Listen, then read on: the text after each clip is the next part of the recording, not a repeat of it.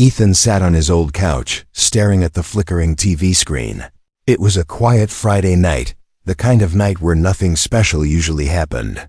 Outside, the rain tapped gently against the window, creating a soft rhythm in the background.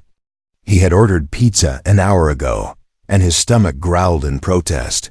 He kept glancing at the clock, wondering what was taking so long. Finally, the doorbell rang. Ethan stood up and walked to the door, expecting to see a tired delivery guy in a red uniform. But when he opened the door, his breath caught in his throat. Standing there was not a human. She was tall, almost 6 feet, with glowing silver eyes, and long hair that shimmered like strands of liquid light. Her skin was pale but had a faint shimmer, like moonlight. She wore the pizza company's uniform, but it looked too small for her, stretched tight over her alien frame for a second. Ethan thought it was some kind of cosplay, but the way she shivered in the rain, and the way her eyes darted nervously from side to side, told him this was real. She held out the pizza box with trembling hands. "Your order," she said softly, her voice smooth but with a strange echo. Ethan took the box slowly, still staring. "Are you?" he began, but stopped himself, not sure what to say. The alien girl's lips trembled. "I'm sorry," she whispered. "I don't have anywhere to go." Ethan blinked in surprise. "What do you mean?" he asked. She looked down at the wet ground, her hair falling over her face. "They fired me today," she said. "No home, no money. Nothing." The words hung in the air between them. Ethan felt a strange mix of confusion and concern. This was crazy. An alien pizza courier? Homeless? On Earth? He didn't even know aliens existed until 30 seconds ago, and now one was standing at his doorstep in the rain. Asking for help, he glanced past her, looking at the dark, empty street. No cars, no people, just the sound of the rain. Her uniform was torn at the sleeve, and he could see faint markings on her arm, almost like glowing tattoos. They pulsed gently, as if they were alive. Ethan's mind raced. Was this safe? Could she be dangerous? Or was she really just lost? "Come inside," he said finally. She hesitated for a moment, then stepped in. Dripping water onto the carpet, the warmth of the house seemed to relax her a little. Ethan set the pizza box on the table and handed her a towel. She dried her hair slowly, avoiding his eyes. "My name's Lyra," she said quietly. Ethan nodded. "I'm Ethan," he replied, still unsure how to act.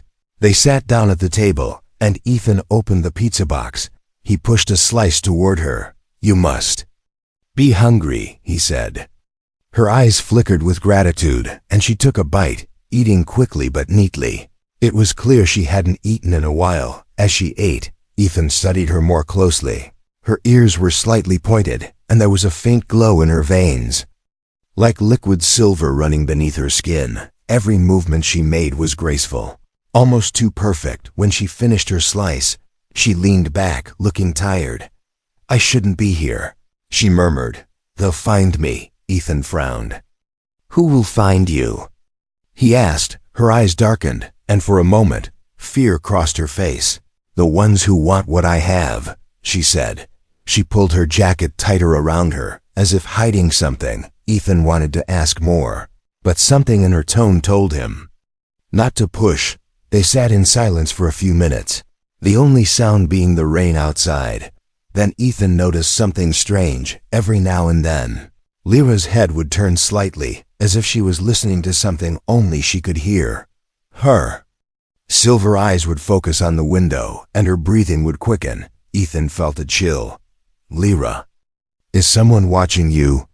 he asked quietly. She didn't answer right away. Instead, she stood and walked to the window, peering out into the darkness. Her hand rested lightly on the glass, her fingers glowing faintly. "They're close," she whispered. Ethan's heart started pounding. "Who's close?" he asked. She turned to him, her voice trembling. "The hunters," she said. "They found me." For a moment, Ethan thought about throwing her out, telling her to deal with her own problems, but something deep inside him knew it was too late for that. Whatever trouble she was in, it had just arrived at his doorstep, And now, like it or not, he was part of it. A sudden low hum filled the air, making the window vibrate. Lyra stepped back from the glass, her eyes wide. "They're here," she whispered. Ethan swallowed hard. Looking at her glowing wrist, the torn uniform, the fear in her eyes. This was no ordinary pizza delivery. This was the night his life changed forever. Ethan's mind raced as the low hum outside faded into the distance. He stood by the window. For a moment, peering into the darkness, but saw nothing except the faint reflection of his own face. Behind him, Lyra stood completely still, her silver eyes locked on the door. It was as if she expected it to burst open at any second. "You can't stay out there," Ethan said finally, turning to her. "You'll freeze, or worse." She looked at him for a long moment, as though searching for something in his eyes. Then slowly she nodded. "Thank you," she whispered, her voice soft but heavy with relief. He led her into the living room, the soft light from a small lamp casting shadows on the walls. She walked with a strange elegance, even though her clothes were wet and torn. Ethan noticed she kept her arms close to her body, as if guarding something precious. Her gaze moved around the room, the old couch, the bookshelf, the photographs on the wall, like she was memorizing every detail. "Sit down," Ethan said, motioning to the couch. He disappeared into the kitchen and returned with a blanket. Handing it to her, she accepted it silently, wrapping it tightly around herself. For a while, they just sat there, the quiet broken only by the ticking of the clock. "I'm Lyra," she said finally, her eyes meeting his. "I already told you I have nowhere to go, but I didn't tell you why." Ethan waited, sensing she needed to speak at her own pace. "I came here for work. Simple work," she continued. "Delivering food was easy, and it kept me invisible. Or so I thought. Invisible from who?" Ethan asked carefully. She hesitated, her hands tightening around the blanket. "There are people, no, not people, beings who want something I have," she said. Her voice trembled, but there was steel in her eyes. "They will cross galaxies to get it." Ethan frowned. "What is it?" She didn't answer right away. Instead, she reached into her jacket and pulled out a small object wrapped in dark cloth. When she unwrapped it, Ethan's eyes widened. It was a crystal, no larger than his thumb, glowing faintly from within. The light seemed to pulse in time with Lyra's heartbeat. "This," she said simply, "is why they're hunting me." Ethan leaned closer. "What's so special about it?" Her voice dropped to a whisper. "It's not just a crystal. It's a key." He waited for her to explain, but instead, she quickly wrapped it again and shoved it back into her jacket. "The less you know, the safer you'll be," she said firmly. Safe wasn't exactly how Ethan felt right now, an alien. In his living room, carrying mysterious glowing crystal, and being chased by unknown hunters. It felt like something out of a movie, but the fear in her eyes told him it was painfully real. "You can stay here for the night," Ethan said. "We'll figure out what to do in the morning." Lyra's shoulders relaxed a little. "You don't have to do this," she said. "I don't," Ethan replied. "But I will." He set her up in the guest room, an old space he barely used. The bed was small, but she seemed grateful just to have somewhere warm to rest. As he left the room, she gave him a small smile. It was the first time he'd seen her face soften since she arrived. Later that night, Ethan lay in bed, staring at the ceiling. Sleep wouldn't come. Every sound from outside made his muscles tense. At one point, he thought he heard a faint metallic tapping. But when he looked out the window, the street was empty. Around midnight, a noise from the living room pulled him from his half-sleep. It wasn't loud, but it was enough to make him sit up. He grabbed the baseball bat he kept by the bed and crept toward the sound. The living room was dim, lit only by the faint glow from the street lamp outside. Lyra was standing by the window, her blanket slipping from her shoulders. She was staring out into the night, her eyes glowing faintly. "What are you doing?" Ethan whispered. She didn't turn to look at him. "They're close again," she said softly. almost too softly for him to hear. Ethan's grip on the bat tightened. Are they outside? I can feel them, she said. They're searching, but they haven't found us yet. Her voice was calm, but there was a tension in her body that made Ethan's skin prickle. He stepped closer. What happens if they do? Lyra finally turned to face him. Then you'll have to decide how far you're willing to go to protect me, she said. And if you're not willing, you'll have to run. The words hung between them like a heavy weight. Ethan didn't answer right away. He didn't know what the right choice was, but as he looked into her strange, silver eyes, he realized something, whatever was coming. It was already too late to turn back. Somewhere outside, in the shadows, something moved, and Ethan knew the night was far from over. The air outside felt heavier that night. Ethan couldn't explain it, but every time he glanced toward the window, the shadows seemed darker, thicker, as if they were watching. Lyra sat silently at the edge of the couch, her silver eyes fixed on something far beyond the walls of his small home. Her fingers moved slowly over her wrist, pressing against the strange glowing mark that pulsed softly under her skin. They're closer now, she murmured. Ethan swallowed, gripping the baseball bat he still carried from earlier. How do you know? He asked. I can feel their signal, she said. They're searching for the crystal. And for me. Before Ethan could answer, a low humming began to fill the air. It wasn't coming from inside the house. It was coming from above. The sound grew deeper, vibrating the windows and making the light bulb in the lamp flicker. Ethan stepped to the window and pulled the curtain back just enough to see outside. In the sky, 3 glowing orbs drifted silently over the neighborhood. They weren't helicopters, and they weren't drones. They moved too smoothly, too precisely, weaving between the rooftops as if scanning every building.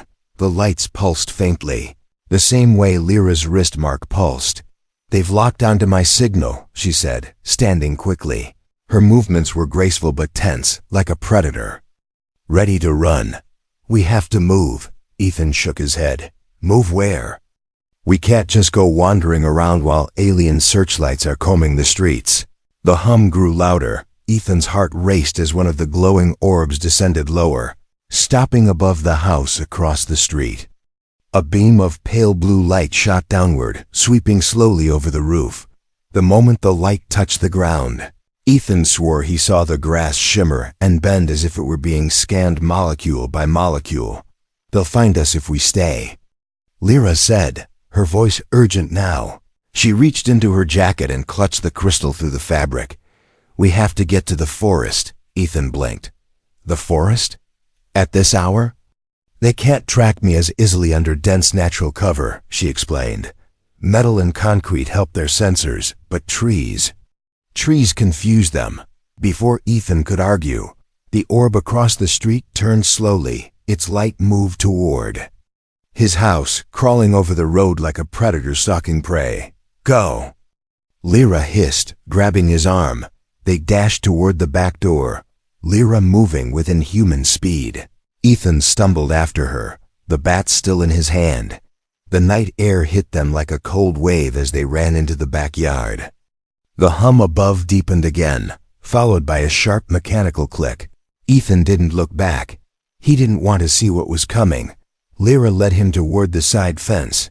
Leaping over it with barely any effort, Ethan climbed after her, his hands slipping on the wet wood. They landed in the alley behind his house. The sound of the orb was closer now, its light sweeping through the dark like a slow-moving searchlight. Which way? Ethan gasped.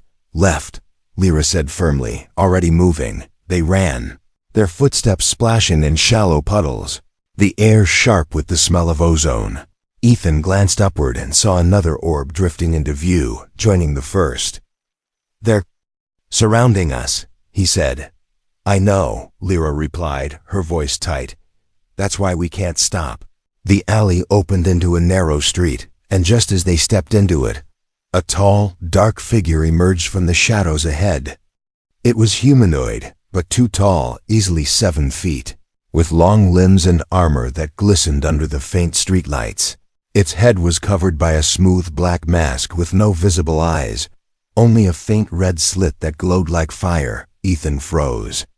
"That's one of them," Lyra whispered. The figure tilted its head slightly, then raised a long curved weapon that shimmered as if made of liquid metal. Lyra pushed Ethan toward the nearest building. "Run!" she shouted. They ducked into a narrow gap between two houses. The walls so close Ethan's shoulders brushed against them. The hum of the orbs grew louder behind them, joined now by the heavy, measured footsteps of the hunter. Ethan could feel the vibrations in the ground with each step it took. The gap opened into a backyard, but before they could cross it, a bright beam of light swept over them.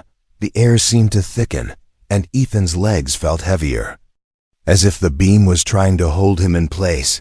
Lyra grabbed his arm and yanked hard, pulling him out of the beam's reach.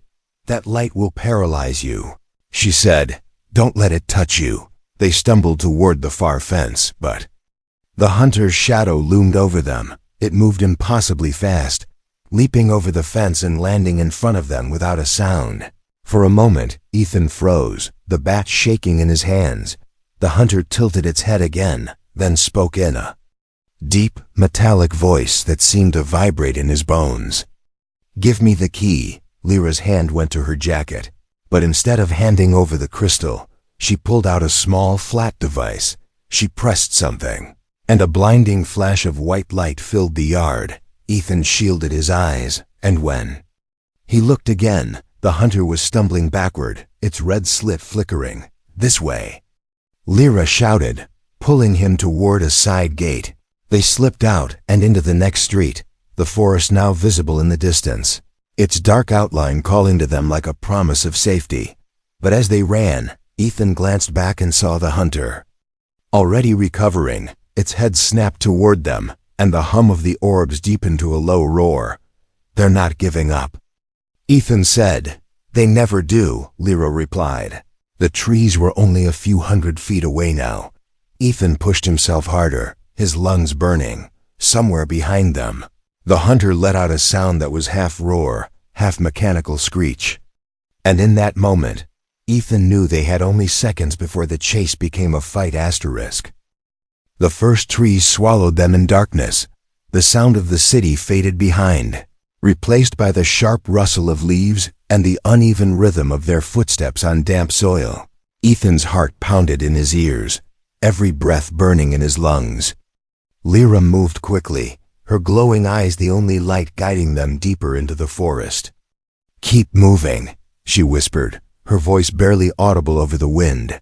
"They can track us by sound now." Ethan risked a glance over his shoulder, through the gaps in the trees. He saw the faint blue glow of the orbs weaving above the tree line. Scanning for them, and worse, between the trunks, a tall, shadowy shape moved with impossible speed. The hunter was still on their trail. "Why are they so fast?" Ethan asked, his voice shaking. "They're not human," Lyra said simply. "They were built to hunt." Branches slapped against Ethan's face and arms as they pushed through the undergrowth. He stumbled over a fallen log, but Lyra grabbed his arm and yanked him back to his feet without slowing down. Her grip was strong, too strong for someone her size. It reminded Ethan that while she looked delicate, there was a strength beneath her alien form that could crush steel if she wanted. They reached a narrow stream, the water rushing quickly over slick stones. "We cross here," Lyra said, stepping into the cold water without hesitation. Ethan followed, the icy current biting at his ankles. The noise of the stream masked their movements, but it also made it harder to hear the hunter. By the time they reached the other side, Ethan could no longer see the orbs above, but he could feel something, a strange pressure in the air, like the forest itself was holding its breath. "Are we safe?" Ethan asked. Lyra shook her head. "Not yet." She pressed her glowing wrist against the bark of a tree, and to Ethan's surprise, the mark dimmed until it was almost invisible. "It will make it harder for them to detect me," she explained. But only for a short time. They moved again, weaving between thick tree trunks and low-hanging branches. The forest grew darker, and the ground became uneven. covered in roots that threatened to trip Ethan with every step. He was about to ask how much farther they needed to go when a faint metallic clicking echoed from somewhere behind them. It was slow, deliberate click. Click, click. Ethan froze. "They're close," Lyra whispered, her hand tightening around his. The clicking grew louder, then a deep mechanical voice called out from the shadows. "You cannot hide, Lyra." Ethan felt a cold shiver run down his spine. The hunter's voice didn't sound like it was coming from one place. It seemed to echo all around them. "They're trying to mess with our senses," Lyra said. "Don't listen. Just move." They ran again. The clicking sound now mixed with the faint hum of the orbs somewhere far above. Ethan could feel adrenaline surging through him. Every muscle screamed in protest. But fear kept him moving. Suddenly, the ground dropped. Away in front of them, they skidded to a stop at the edge of a steep ravine. The drop wasn't too far, but the slope was covered in slick mud. Lyra glanced at Ethan, then at the ravine. "We have to go down," she said. Before he could argue, she slid down the slope, her movements controlled and swift. Ethan followed, less gracefully, nearly falling face first into the mud at the bottom.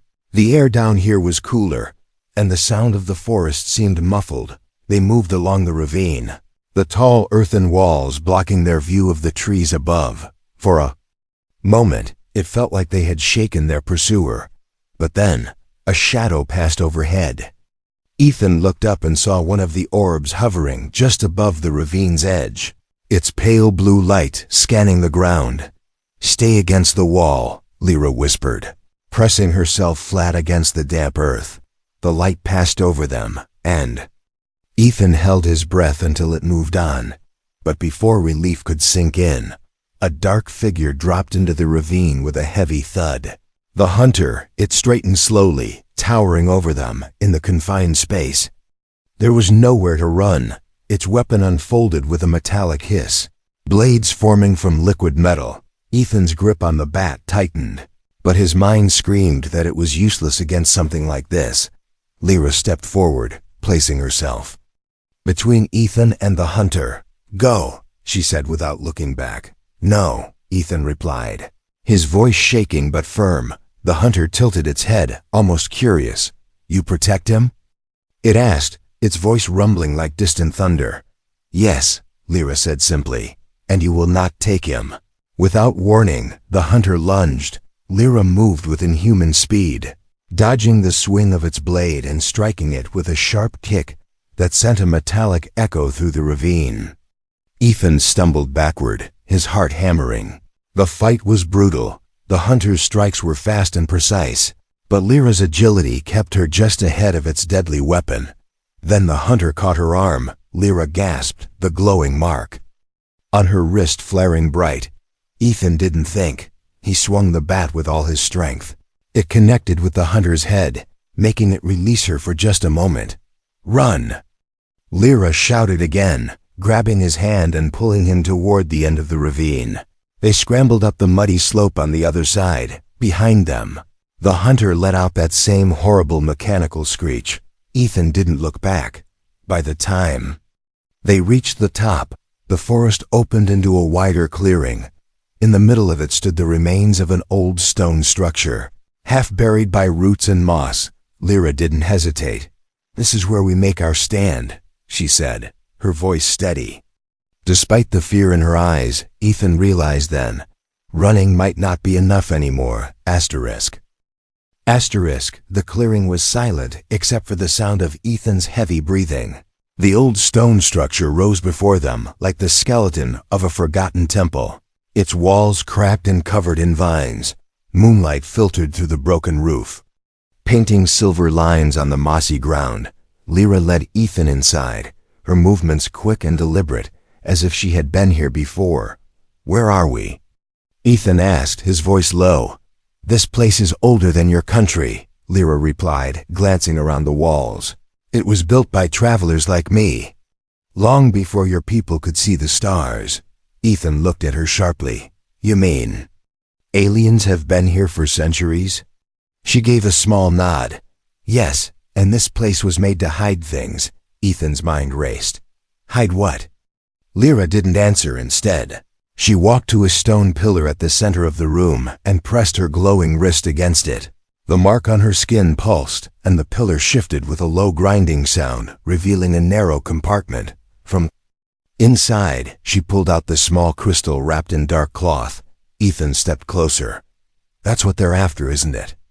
Lyra unwrapped the cloth, and the crystal's inner light bathed the room in a soft, otherworldly glow.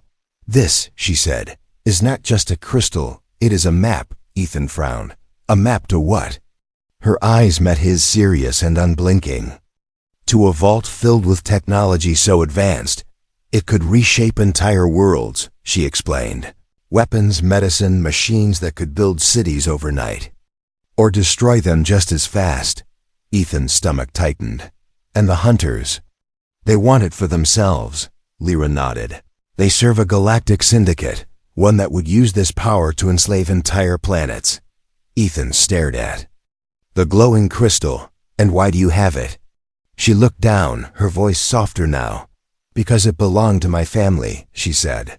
We were guardians of the vault's location, sworn to protect it. But they killed everyone, Ethan, everyone but me. Her words hung heavy in the cold air. Ethan suddenly understood the fear in her eyes, the urgency in every step she took. She wasn't just running for herself, she was carrying the last hope of keeping that vault out of the wrong hands. The silence was broken by a faint clicking sound from outside the ruins. Lyra tensed, wrapping the crystal and slipping it back into her jacket. They've tracked us here, she said. Ethan felt the hair on the back of his neck stand up. How? Didn't you hide your signal? They must have picked up our trail in the ravine, she said grimly. A shadow moved past one of the broken walls. Ethan gripped the baseball bat tighter, though he knew it was laughable against creatures like the hunters. Lyra scanned the room quickly, her eyes landing on a set of strange symbols carved into the far wall. She rushed over, pressing her hand to the markings. The ground beneath them vibrated, and a section of the floor slid open, revealing a hidden passage that sloped downward into darkness. Go, she said, gesturing for Ethan to enter. He hesitated. What about you? I'll be right behind you, she promised, her voice firm. But you need to see what's down there. Reluctantly, Ethan climbed down into the narrow tunnel, his hands brushing against cold stone walls. A dim blue light began to glow ahead, and when he stepped into the small chamber at the bottom, his mouth fell open. The walls were covered in alien writing, shimmering faintly. At the center of the room was a circular device, like a table made of glass and metal, with a hollow slot in the middle shaped exactly like the crystal. Lyra joined him moments later, her breathing steady despite the danger above. This is a vault key terminal, she explained. If I place the crystal here, it will activate and display the vault's location. Ethan's eyes widened. You're not going to, are you? She shook her head. No, if I do that now, the signal will be strong enough for the hunters to detect across half the planet. Then why bring me here? Ethan asked, her gaze softened. Because you need to understand. What's at stake, she said. If something happens to me, you'll have to take the crystal and keep it safe, no matter what. Ethan felt a lump in his throat. You're talking like you're not going to make it.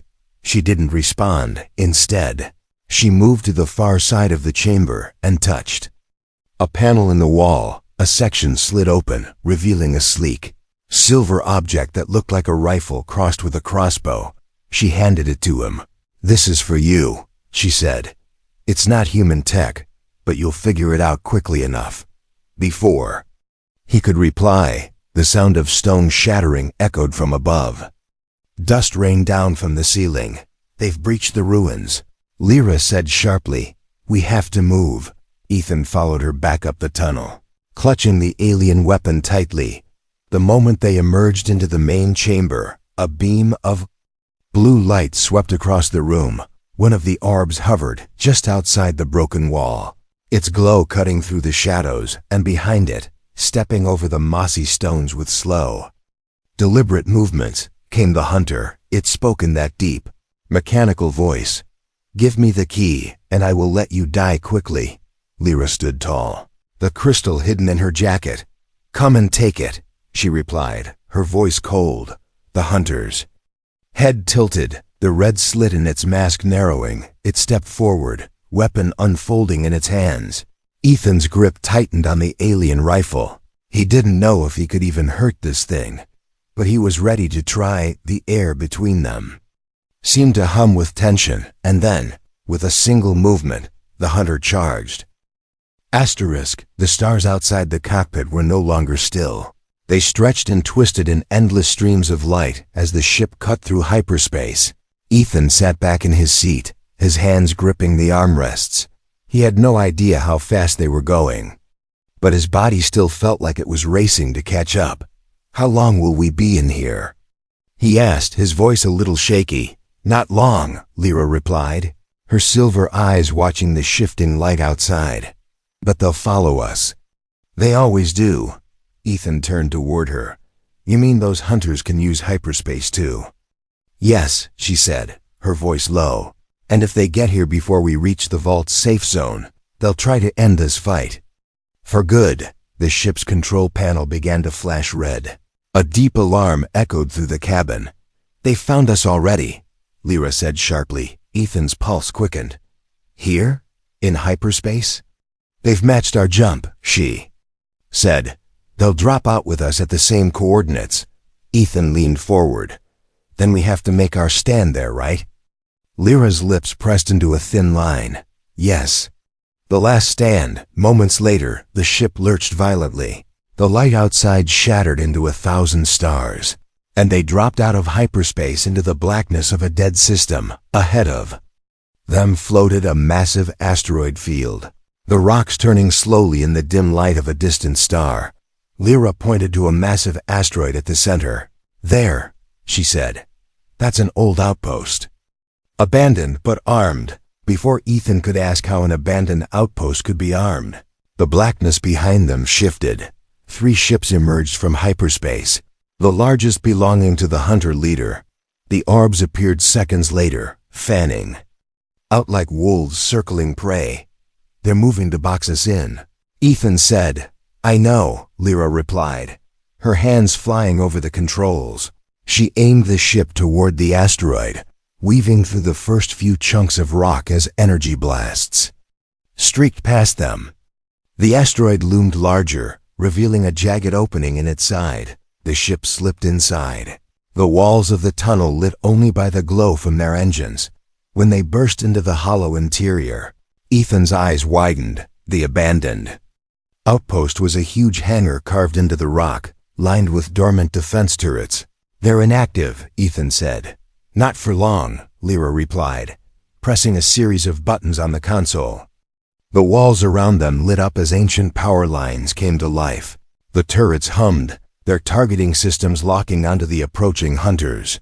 The first orb entered the cavern and was instantly shredded by a volley of energy blasts from 3 turrets. Ethan let out a breath. "That's satisfying." The other ships were not so reckless. They stayed outside the cavern, firing from a distance. Bolts of red energy slammed into the rock walls, shaking the outpost. Lyra turned to Ethan. "They'll destroy the whole asteroid if they can't get in. We have to end this now."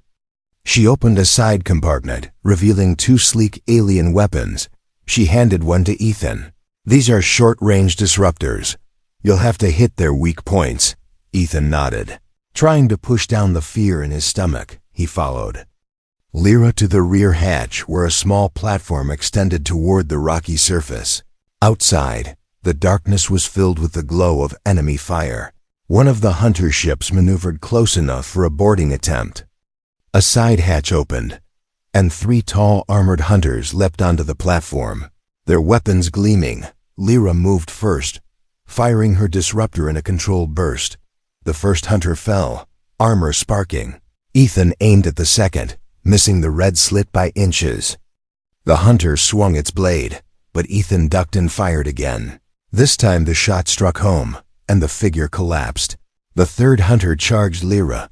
They clashed in a blur of speed, Lyra's movements graceful but deadly. She sidestepped the blade and struck the hunter's neck joint, sending it crashing to the platform. Ethan barely had time to breathe before the largest ship's shadow fell over the cavern entrance. The leader stepped out. Its armor was thicker, the red slit brighter. "You have fought well," it said, its voice echoing like thunder in the cavern. "But the key will be mine." Lyra stood her ground. "You'll have to kill me first," she said. The leader lunged. Faster than the others, Lyra dodged, but its blade grazed her arm, tearing through her sleeve. The glowing mark on her wrist flared bright. The leader's head turned toward Ethan. "And you, human, will die next." Ethan didn't think. He fired the disruptor straight into the leader's mask. The shot staggered it, but didn't bring it down. Lyra seized the moment, leaping forward and jamming her disruptor into the gap in its chest. "Armor," the weapon hummed, and the leader froze, its armor cracking with bright lines of light before it collapsed to the platform, motionless. The remaining ships hesitated, then turned and fled into the dark. The orbs scattered, vanishing into the asteroid field. Ethan lowered his weapon, breathing hard. "Is it over?" he asked. "For now," Lyra replied, though her eyes stayed on the empty darkness beyond the cavern. Back in the cockpit, they secured the crystal in a hidden compartment deep within the ship. Lyra turned to Ethan. "You saved me. And maybe more than you know," she said, her voice softer now. Ethan glanced at the crystal. "So, what now?" She smiled faintly. "Now, we keep it safe and wait for the day we have to fight again."